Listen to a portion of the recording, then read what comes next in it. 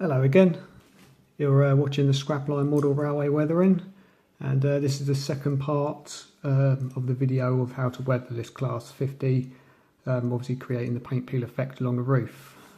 Sorry that the first video got cut a bit short, but hopefully shall be showing you how to start making that roof peel on this, and obviously getting the weather tones in all the various areas sort of around where the roof fan is, the exhaust pipes and various other weathering. Okay, so back into thinners, which is where I think we left off last time. I'm just going to pick out a few areas, again generally where paint peel would happen on this particular roof.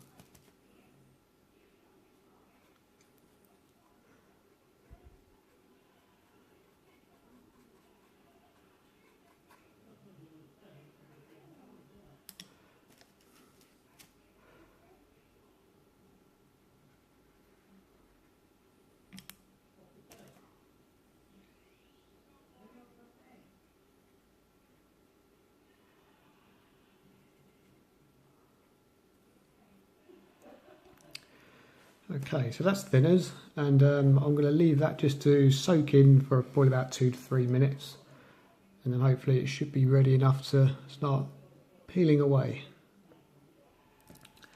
Okay, so I went back over the roof again with a little bit more thinners, as the first layer never really did an awful lot. You will sort of know when it's ready to start peeling because I've done this in 2 halves. So if you compare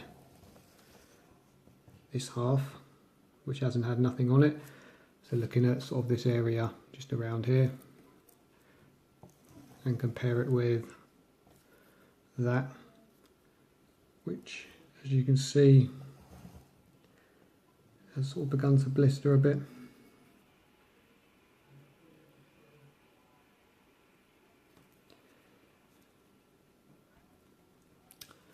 So we're going to find a few areas that we can and just get in there and just peel away.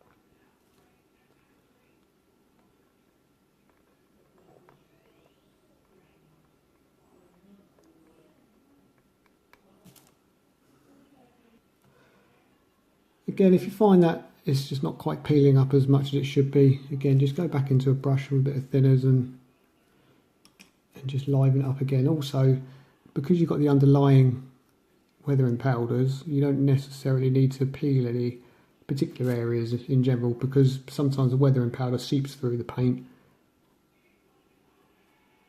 and creates that spot where you end up with like a bit of white dripping down, and that effect in itself is pretty good as well.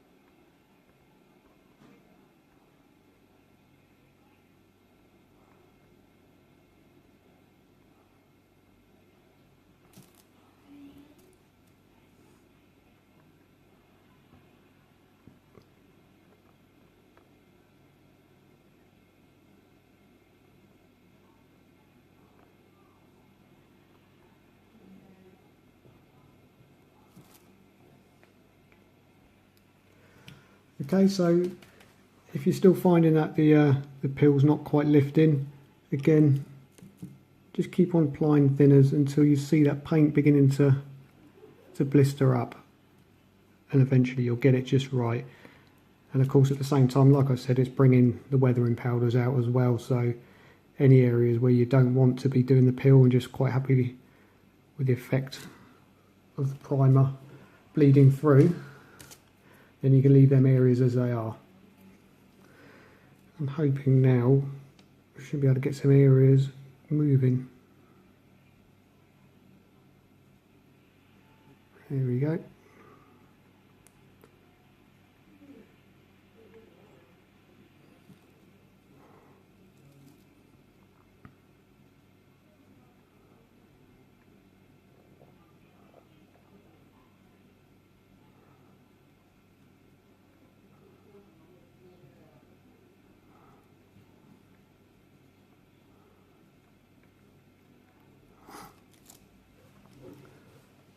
Remember, if you're working on a loco roof, I think a lot of the time it was just little small areas where you had paint peel.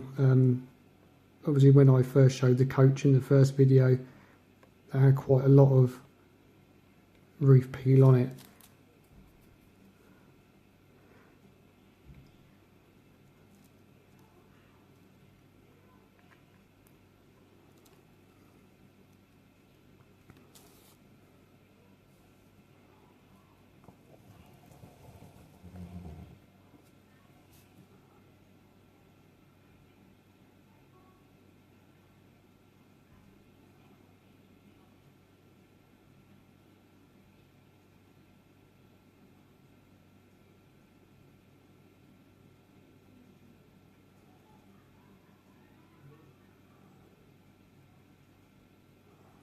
As you can see, this bit here has obviously got very little weathering powders underneath there, but you can see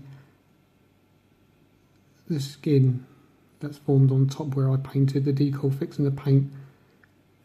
It's blistered, so I've got to try and get through that and break that skin, and then try and pull it away. Any areas like this where you've done the paint peel and you haven't got any weathering powders underneath, you can always dab on a little bit of weathering powders at the end, just to sort of blend in them areas.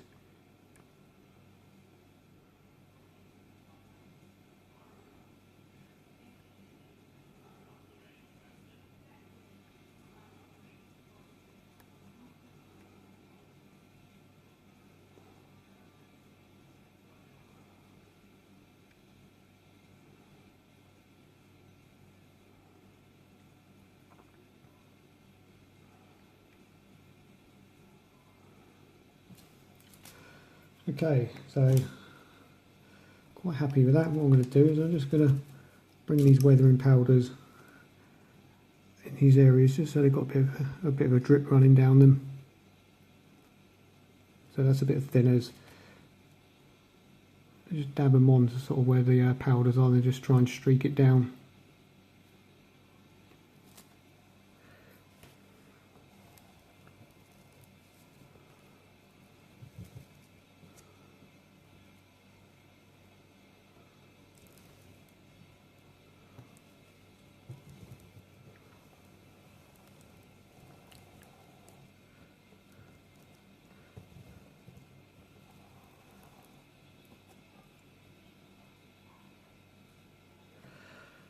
Okay, what I'm going to do is I'm going to finish off the paint peel on here, and then I'm going to come back and show you how I sort of add the secondary weathering textures and tones to the roof.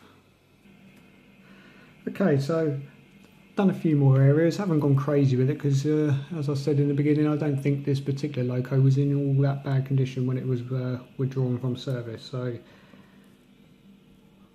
a few places here and there.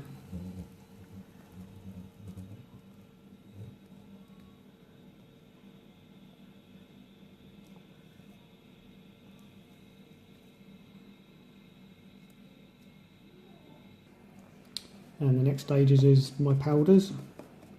Again, my little pot of everything all mixed up to create this type of general grime. I'm going to give it a bit of a mix up. As I took this out of the pot, there's a lot of grey lumps of all the different colours in there clogged together, so I want to make sure that this is all fine and all the colours are broken down.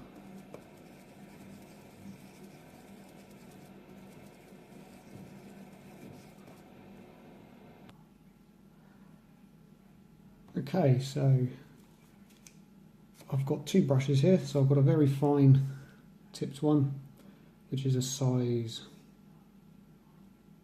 2, and I've also got another size 2, which is the flat one.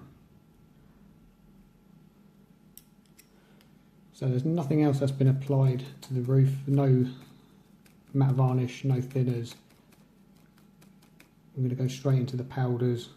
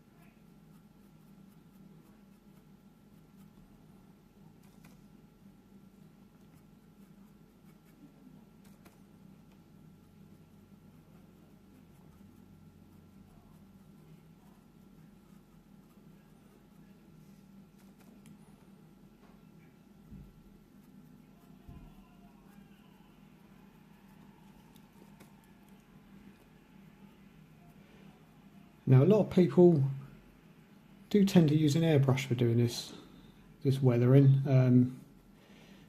I don't think it ever really gives the kind of the hands-on effect. I find that brushwork, you kind of more hands-on, getting it in all the areas that you want it, and you've also got the different shades and tones mixed in with all the powders. Whereas with an airbrush, you've got to keep changing colours. So there's a little bit of rust that's just come out of there.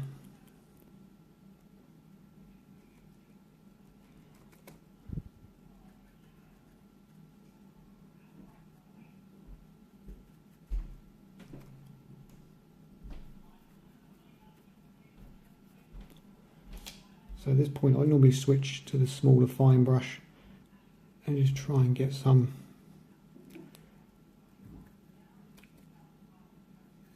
more so tucked into the roof panels.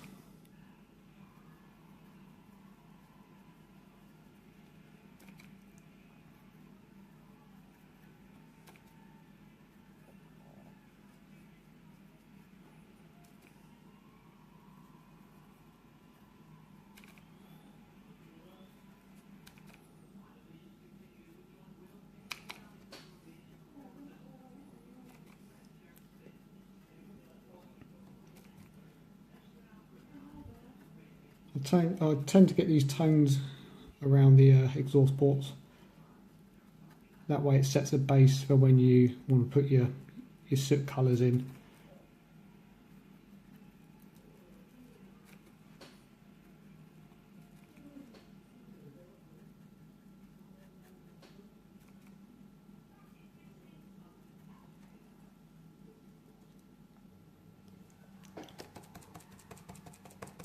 Again, going quite heavy around where the fan is. That seems to be the place where the heaviest of the roof weathering on these 50s occurred. So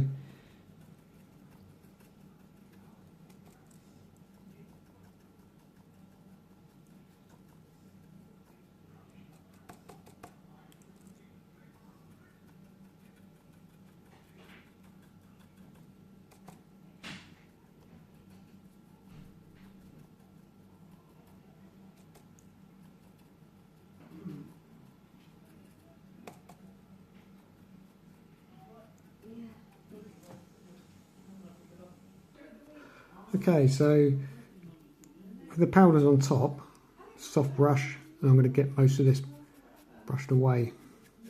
Simply because if you don't brush it away and come the next technique that I'm going to show you in a second, it will ruin, or kind of not highlight so much of the roof peel that you've created. So you've got to brush away.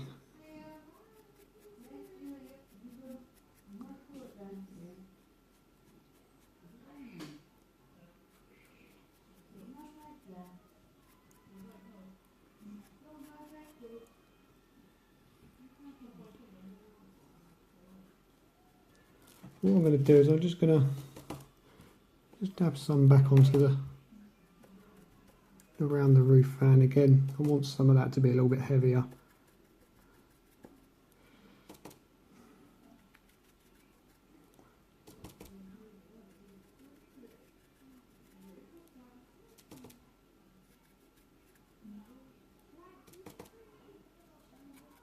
And just along the top of the roof as well, but mainly around the sides, and where you, especially where you've done the bulk of the paint peel, is not to have too much in the way of the powders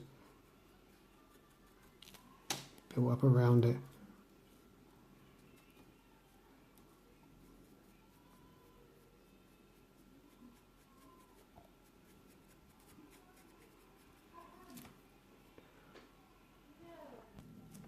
Okay, so I was happy with that general grime tone to it, so I've got the black out, which if anyone's used the black weathering powders, just remember that one tiny grain of this on any surface that it shouldn't be on goes a long way. So if you get it all over your kitchen table, one little speckle will end up turning the kitchen table black, much to the wife's anger.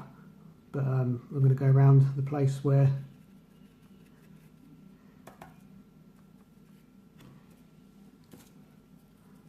obviously all the soot and grime builds up, and that's around the fan areas.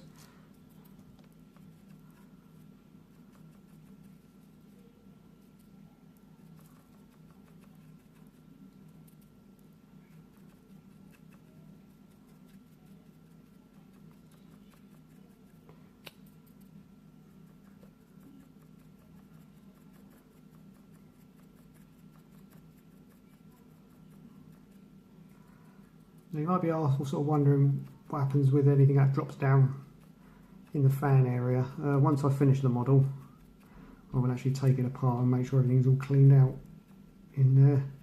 Or you can, probably would have been a good idea if you get a bit of masking tape and actually stick it on the underside of the body, just to kind of seal that bit in.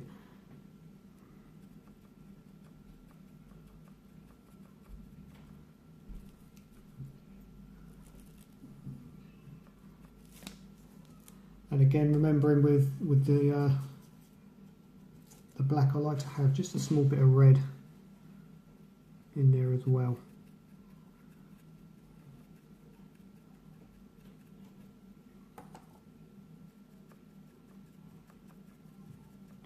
Just generally just breaks the tones up a little bit.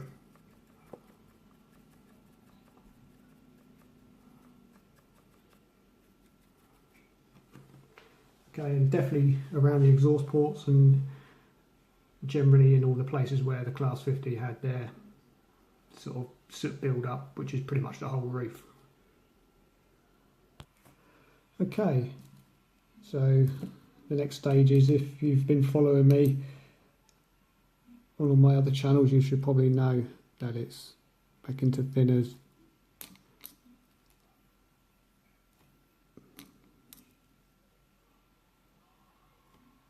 Which dilutes the powders down and locks it all together.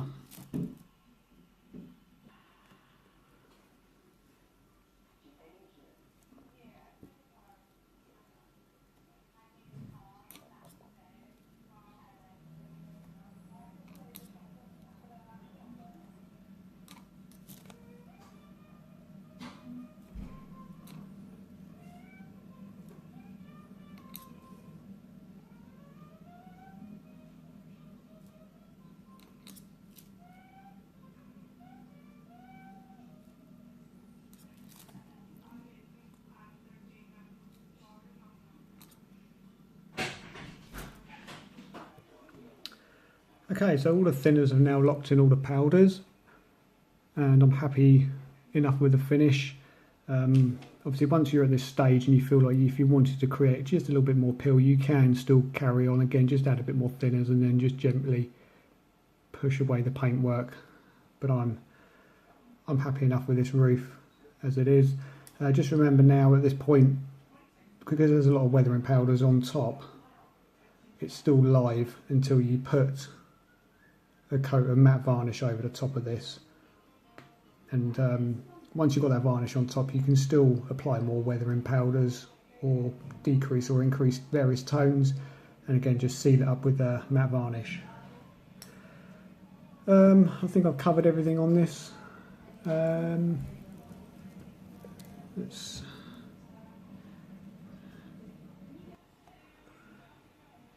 just a few areas, try and zoom in. As you can see, that's peeled there.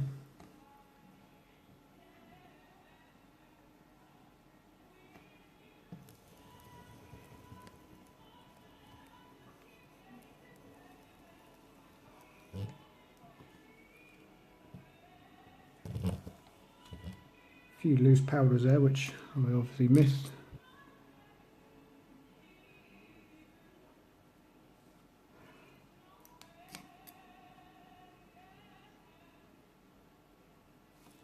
Okay, so I'm going to leave that roof to dry, and I'm going to come back and do another video on how to create the weathering on this loco as well. Obviously just this is going to be a loco that's in everyday traffic, so I want the grimy effect rather than the rust, so I'm going to show how that's done, similar to doing the Class 40. But the techniques I do use are a little bit different, so it'd be good to do this one and show you guys how it's done.